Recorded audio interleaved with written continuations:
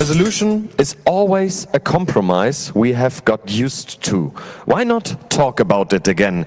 This is why the next talk is entitled Institution for Resolution Disputes. And our speaker is Rosa Menkman, a Dutch artist, curator and researcher and founder of IRD, or the Institute of Resolution Dispute. A big applause for Rosa, please, and the stage is yours. Thank you. Thank you. Thank you for being here on this very late part of the whole conference. And I mean, when I was checking in, everybody seemed so tired. It was really funny to experience this latency in everybody. So I'm Rosa Menkman. I'm from the Netherlands. Everybody speaks German to me here. It's really funny because my name sounds German, but actually when you say something in German, I will speak back in English. But please speak to me when you want to. In 2015, I'm gonna talk from 2015 onwards. I was invited to be a research fellow in a big institute in the Netherlands to do research on resolutions. And this was a huge honor for me, and I dropped everything in London, where I used to live at the time, and went and moved back to Amsterdam, which actually was not my favorite city in the world at all. So I went there, and 3 days before my contract started, which we had already signed a month back and everything, I was fired. Because the head of the department had looked into my accreditation, and my PhD that I was doing at the time had started somewhere else and had not the right accreditations since I ported it from Cologne to London. And so I would have to revisit the whole institutional network and get my stuff right in time to start. Now that was not possible. And so I was, how do you say that properly for live stream? I was drop the kitty dead.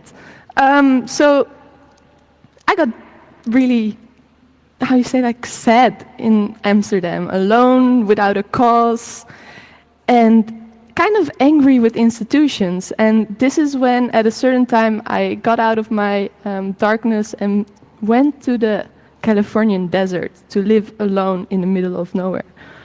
And this talk will be about 2 works that I made, or 2 institutions, 2 exhibitions. One is the institutes, like a double or a plural, for resolution disputes. And then the second one, which is kind of a more in-depth research, is behind white shadows.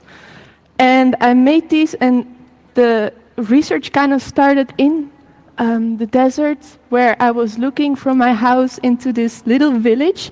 You have to imagine the desert, there's not a lot, but straight from my patio, I could see this. This is from Google Street View, so you can't really see it very well, but this is Little Baghdad. And Little Baghdad is a military place where people bomb the hell out of at night. So you wake up, you hear and feel all this infrasound, then you know the military is having some fun, or something like that. Not from, yeah. So I was inspired by a research that was done in the zone by Trevor Paglen. Trevor Paglen, you all should know, is a hacker and artist and political artist and technologist. And he made a work called Symbology. That's a research on all the military patches in the USA. He went to Area 51, drove around it, and interviewed people to see what all those patches meant. And he found out there is a secret language in these patches. And so while I was there and I could see and hear and feel all these secret military operations, I still had no idea what was happening. So I was really inspired by not really understanding all the data, all the information, all the feelings you have while you're sitting on your patio. And this, with the symbology research, made me to create these 2 patches, which are kind of like the keys to 2 works, the institutions for resolution disputes, and behind the white shadows. One is the black on black patch, which is an encrypted patch. And the second one is a white on white patch, and it glows in the dark, because I like that. With this started also because the institute had dropped me, but I still wanted to do my research, I started to do it by myself, and I started to call it Beyond Resolution, mostly because I was dropped from the school, but also because I wanted to understand what was happening between these things that I can sense, but that are not resolved for me to be read. So I started this Beyond Resolution is the website, and I research resolutions from a vernacular, a habitual, genealogical, a tactical, and a skill perspective. So I think these are 5 very interesting ways to break resolutions down and to understand that resolutions are not always ways to solve an image, a text, whatever, but also a way to compromise certain data and to not be able to understand it, to make things unintelligible or to obfuscate or even cut out particular pieces of information. So this was not the first time I had a fight with an institutional network. When I was young already, I was really inspired by, like all kids actually, I was inspired by the universe, specifically sound in space, and I wanted to research sound in space, but my teacher told me it's not possible because there is no sound in space.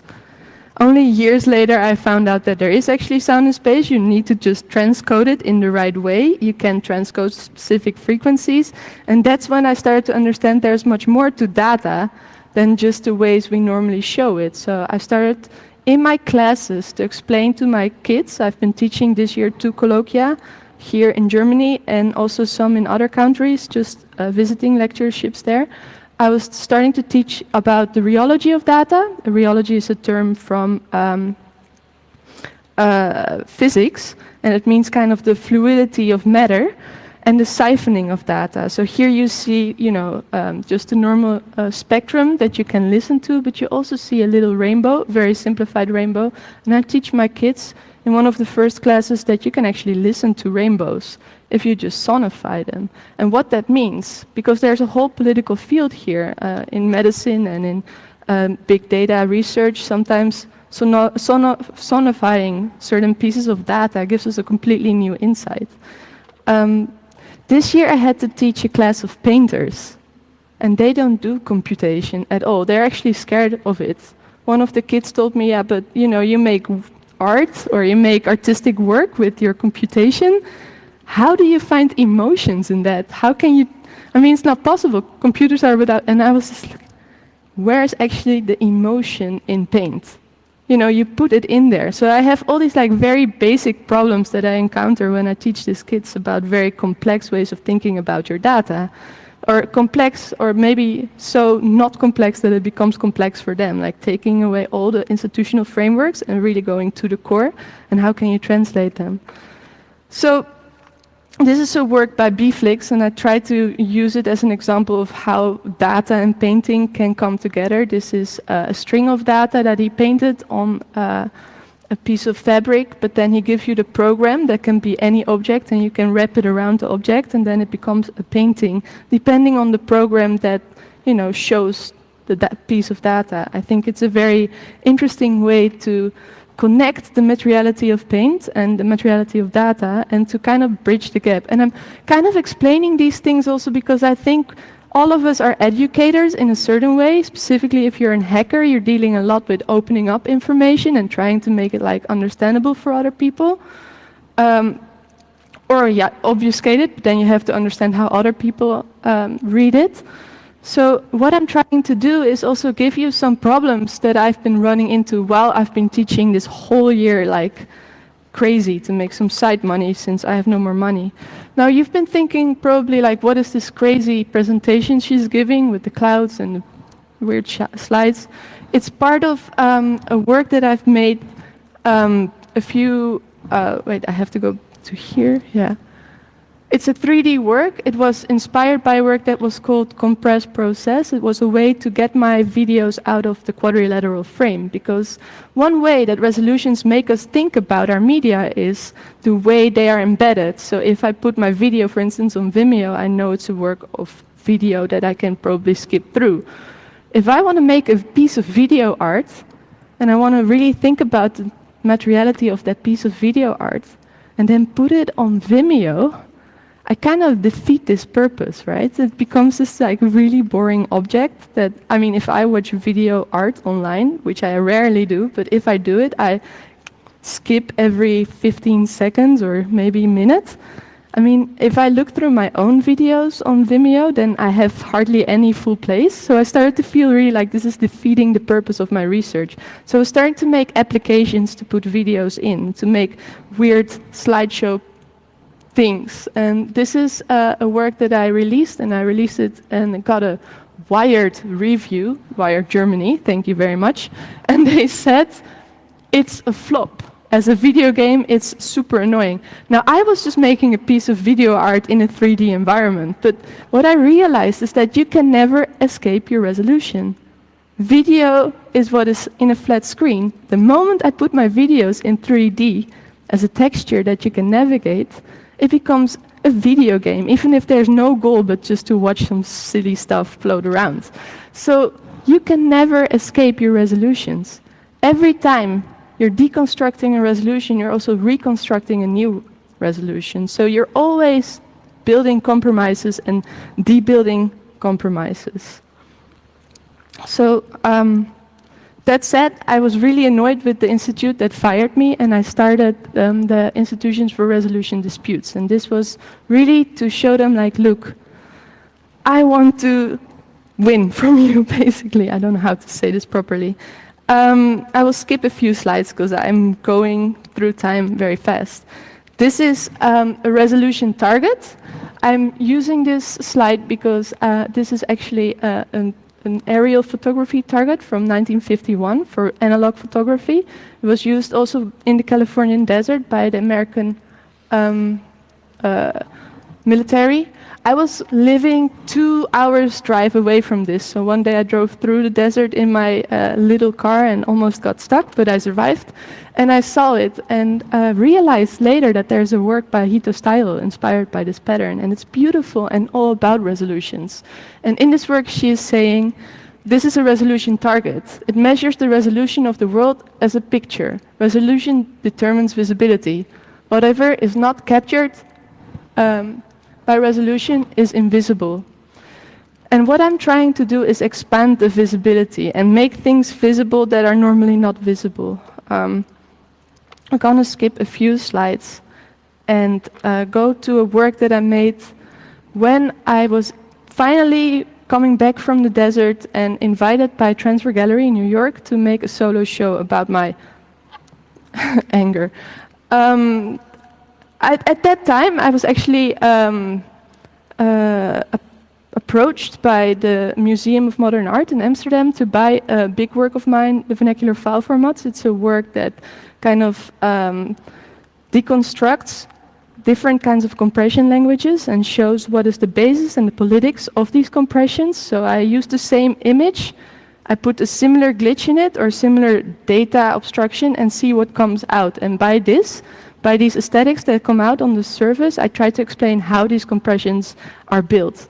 When the museum wanted to buy it, they wanted to buy the research archive, which means 16 gigabytes of broken data, basically, all put into folders of like, this is a JPEG when it's broken like this. So what do you do when you sell 16 gigabytes of broken data, and how do you show it? I started to research what else was happening in this work. I'm going to boot up a new presentation because unfortunately, poof, yeah.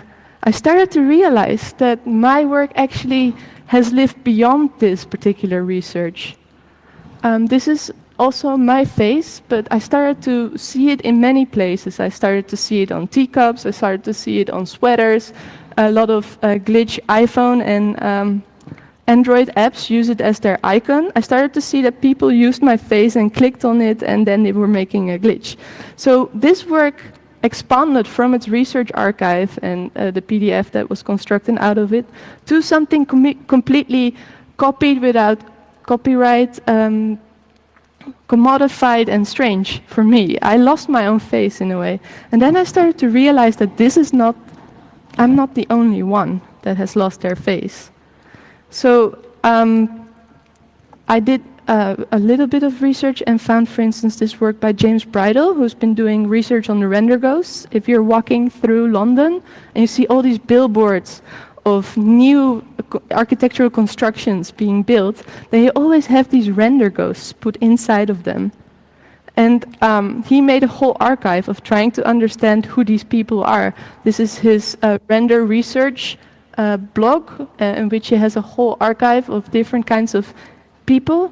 And when he finally researched where these people came from, he came to an kind of a company that sells render bots or render images that were based in New Mexico. And so he went to New Mexico to see if he could find these people and to ask, did anybody ask you if they could use your face? But he found nobody that looked like these people, of course. Of course, because, you know. Finally, he found somebody in a bar that told them, like, look, if you really look close to these people, they really don't look like people in New Mexico. These are fancy people, and most of them are maybe Asian, but definitely not very much looking like the people that walk the streets of New Mexico. And finally, he never got the answer, but he did realize that these people were probably never asked to be used. So this is one example of the line in which I've seen this kind of co-optation of or objectification of humans. This is a research by Constant Dullard. He presented it in the 30-second C3. It's called Jennifer in Paradise. It's part of a possibility of an army talk. If you ever want to look it back, it's a beautiful talk. Here, Constant found the photo of Jennifer. Jennifer was the soon-to-be wife of John Knoll, the programmer of Photoshop. And John tried to test his Photoshop software on an image, and that image was the image of his not so very properly dressed girlfriend, Jennifer, at the time. And one of the lines that I think are most striking of this work is when he says, "Did you ever ask permission to Jennifer? Do you realize that you're objectifying your own soon-to-be wife?" It's an open letter to Jennifer, but there's some remarks in another article in which he says these things. So I realized I'm in this tradition, but worse even, switching again, because I cannot port a lot of slides in my strangely built software. I'm part of a more longer tradition, or a longer tradition of Caucasian test cards. While I was using my face as a test card for glitch, so how do images fall apart, there's actually a long tradition of the use of the white face or the white model in photography and other image processing technologies. So here are some normal test images. These are very pretty ladies. Here is an image of Teddy. Her name is Teddy Smith. She was the Playboy centerfold of the 1960s, and she was used for a paper on dither. Here is Lena JPEG. Lena was the Playboy centerfold of 1973, and when in 1972, and when in 1973, Nasir Ahmed, a researcher originally from Bangalore, tried to write about a new compression standard using DCT, discrete cosine transform, which became later the basis of JPEG. He was not really met with a lot of enthusiasm. However, when he finally did publish his paper on DCT, California picked up really fast, and in one of the labs, a few guys found an image to test his premise of DCTs. And this was Lena. And Lena was the basis of the compressions that we still use most often in our... And if you walk through, for instance, the kebab or whatever, and you see these big photos of kebabs on the front of the... If, for instance, if you go to Sonale, you'll see a kebab printed out really big. And you'll see these like kind of blocky kebab parts. That is a block that has been tested on Lena, but only tested on Lena. So the people in this particular research place, they were using an image of the 1972 centerfold, scanned it in with their own Moorhead scanner. They had a self-built circuit band mirror-head scanner with 3 channels, a red, green, and blue. But one of the channels, or one of the scanning mechanisms, was a little bit slower, so they lost one line. She got a little bit thinner even in the photo, so she looked a little bit better. And they used only this photo. It's 512 by 512 pixels. So from a media archaeological perspective, this is a very strange object, but also, if you think about politics, they use just this image as a one-size-fits-all. But compression in our daily lives is not one-size-fits-all. It's not physics is just physics. We're using different objects to compress our images with. So what would it mean if we now use still the Lena compression when it's just another kind of image? Is there maybe a racist undertone in this kind of compression? There was a lot of research and a lot of not anger, but like criticism from mostly the female community. Finally, this is not the end of the Caucasian test card. We still have this kind of usage of white images in all our technologies. For instance, in the HP webcams a few years ago, they were only tested on white people, and once they went to sale, to retail, they would not track any black images and any black facials because they were never tested on this. There was also the Nikon Coolpix camera that always would ask Asian features, are you maybe closing your eyes? So they were never tested on any but Caucasian faces. So this whole history of using a Caucasian test object is still apparent in everyday technologies, and it's really problematic. And I realized that I kind of unknowingly was playing a role in this by also using my own face and letting this be the face for deconstructing facial vernacular file formats, the compression of images. So behind the white shadows, I showed my research archive. I also showed the research archive of other images that used white Caucasian females. And I finally showed the work that I made for the whole, when I do a lot of research on compressions, I realized that when I try to explain it, often when I really go into the mathematics, I lose my students completely. So I was starting to try to build kind of works that would not just be mathematical, but try to get the emotions that the painters wanted in my work back. And so I started to kind of anthropomorphize my objects. So for instance, JPEGs are built out of blocks. I started to really make works in which the blocks were talking about their experience of compressing a particular image. One of the works was DCT siphoning. I will play it in the background really quickly, if it wants to. Yeah, there it is. So, it doesn't really want to play, but that doesn't, it's because it's also playing on my own screen. Anyway, in DCT siphoning, there is 2 blocks. It's inspired by the Roman Flatland by James Abbott. And in Flatland, there's an object in a flatland that has to learn about different complexities of space, Euclidean space. In this particular inspiration, I'm taking 2 blocks that have to learn about different complexities of compression. So they go from the dots, the pixels, to the lines, which are, for instance, the basis of GIFs, to the blocks, their own space for JPEGs, to wavelets and to vector objects, or even LiDAR technologies. And they experience it how humans would experience it. The son gets, or the little one sometimes gets really scared, while the big one kind of knows what to expect and tries to hold him by the hand and tries to explain, like, look, you don't have to be scared here, it's just lines, it's just vectors, etc.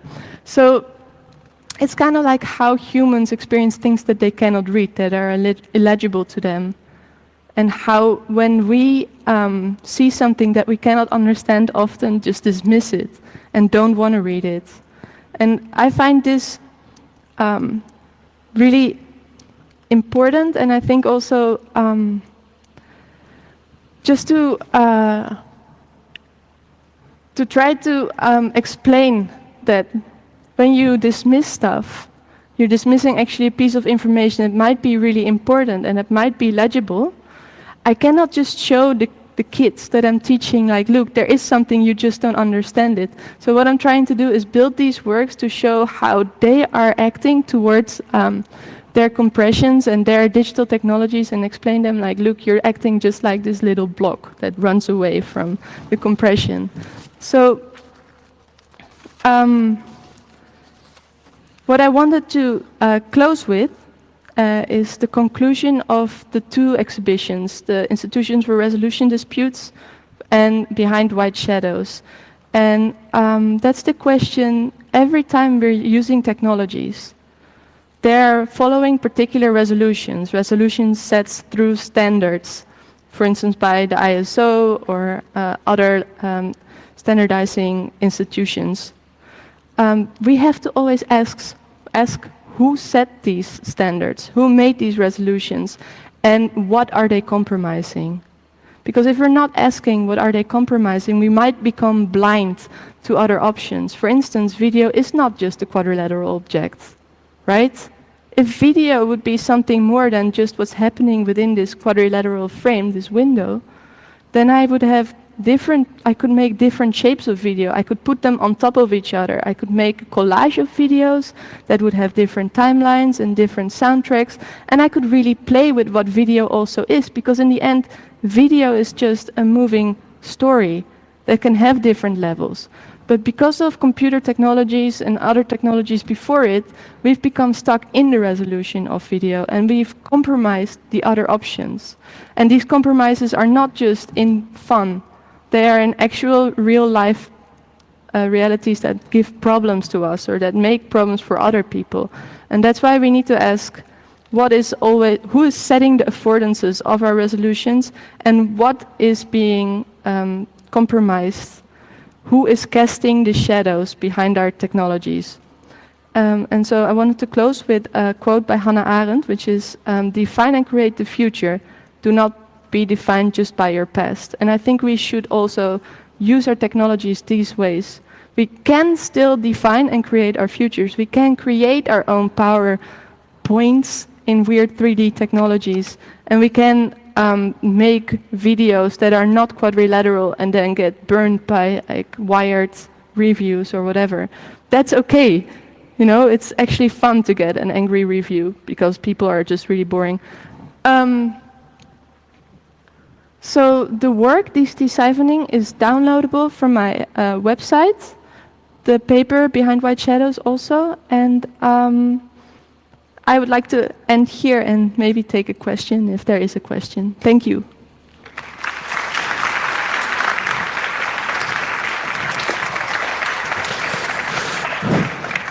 We have about 2 minutes for questions. There are 4 microphones, 2 on this side, 2 on this side. Yeah, microphone 2, please. Ask a question. Hello. Thanks for your great talk. It's great to see concepts like discrete cosine transformations and run length encoding being present in artwork. Also, I found out many years ago that in the JPEG standard, there's an optional way of compressing JPEGs.